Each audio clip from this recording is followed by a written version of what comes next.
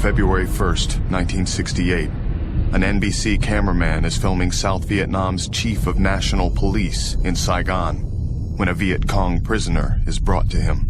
The ensuing image becomes a symbol of the war's brutality.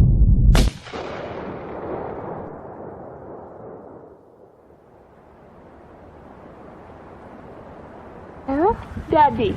Mommy. Daddy. Yeah, good. Did you hear that, honey? Come on. Now say, Daddy. Daddy. Come home. Quick.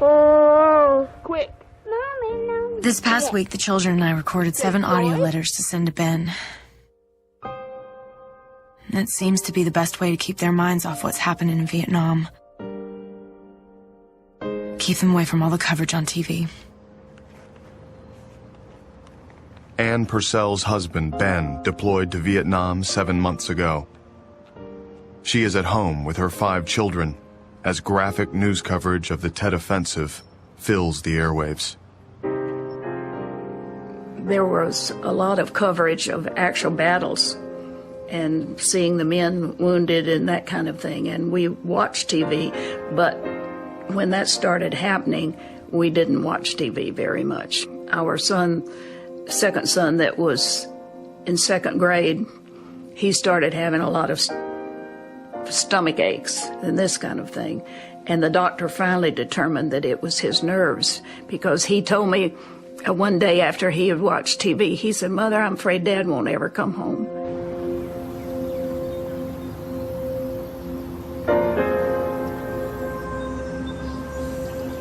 Everywhere we go, school, church, even out shopping, all anyone wants to talk about is the war.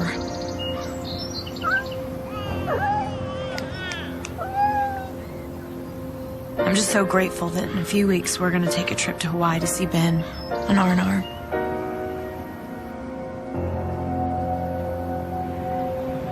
Hi, darling.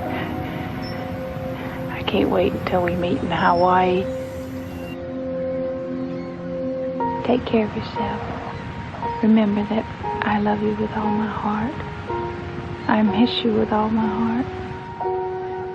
I'll be so glad when this tour is over. And I hope we never have to be separated again.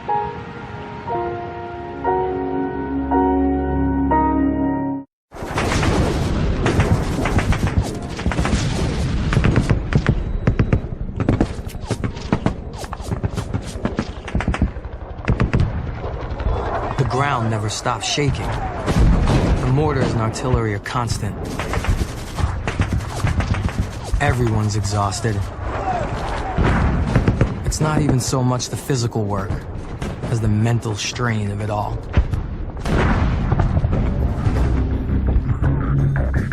Medical Corpsman Raymond Torres and his company of 150 Marines are at the defensive outpost atop Hill 861A on the outer perimeter of Khe Sanh. Below them, enemy mortars and rockets continue to pound the base's airstrip, making it increasingly difficult to land planes. More and more, the Marines are forced to rely upon aerial drops for food, fuel, and most importantly, ammunition.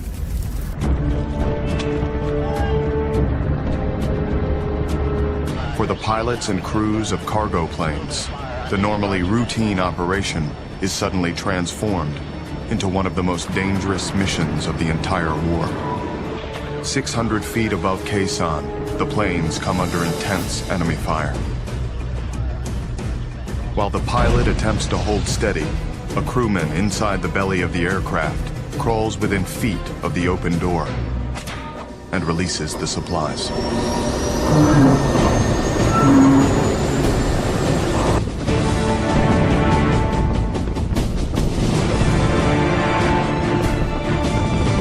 For the Marines at Khe Sanh, the pilots and crews of these cargo planes are the unsung heroes of the battle.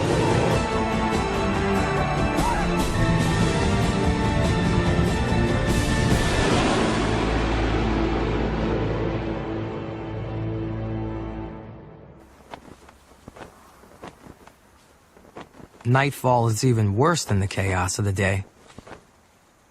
'Cause out here, where it gets so dark that you can't even see a hand in front of your face. Charlie owns the night, and he'll slip up on you and slit your throat before you even have a chance to scream.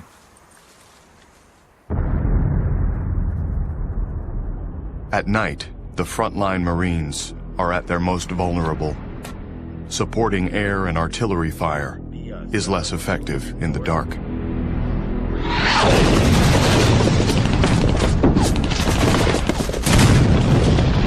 All around us, I hear Marines screaming and rapid firing. NVA's trying to break through the line.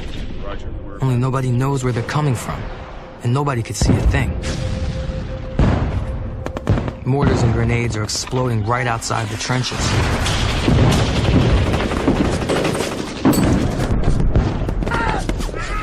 I scramble toward the screams of a wounded Marine.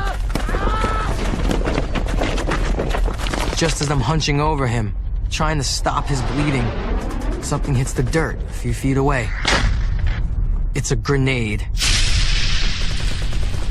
And in that short amount of time, everything just seemed to flash through my mind. I started backing away, and when I backed away, I put my hand up to my face to protect my face, and the grenade exploded.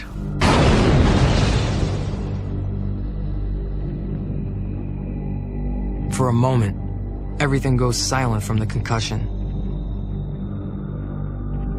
and I realize that now I'm the one who needs to be saved.